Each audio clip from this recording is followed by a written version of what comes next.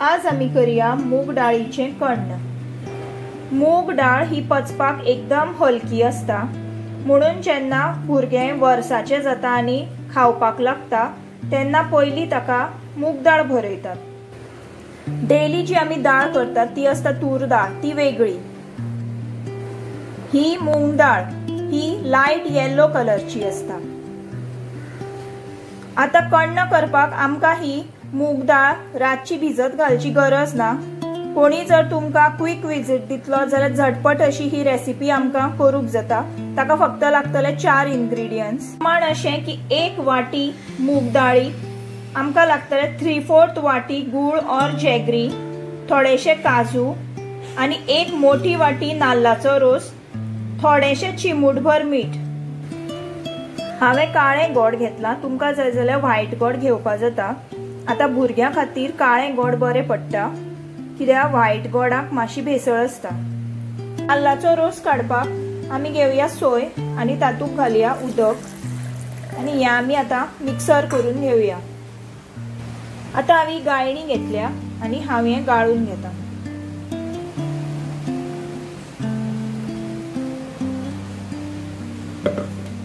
तर म्हजो नाल्लाचो रोस रेडी जातलो।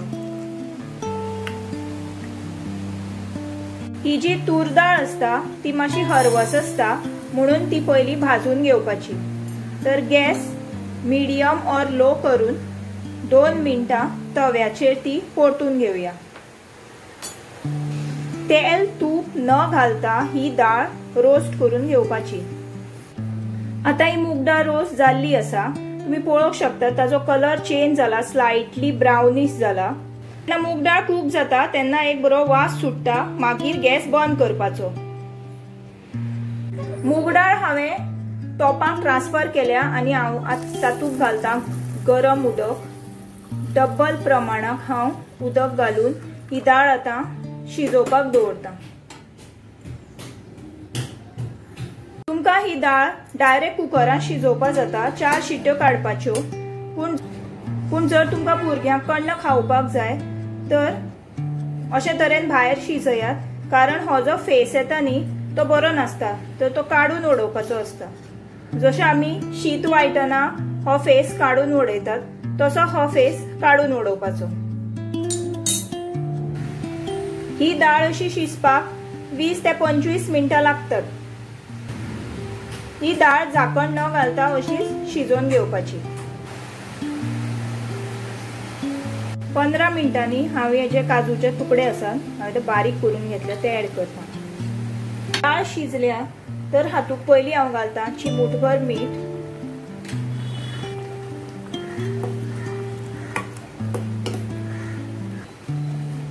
नाल्लाचो रोस घालचे पयली तातूंत घालपाचे गोड और जॅगरी,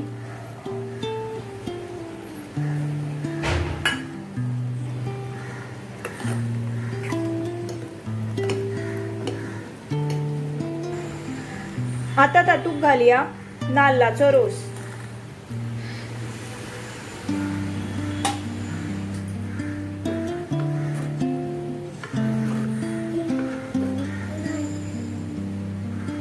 आता आमी हाची एक उकळी काढून घेवया।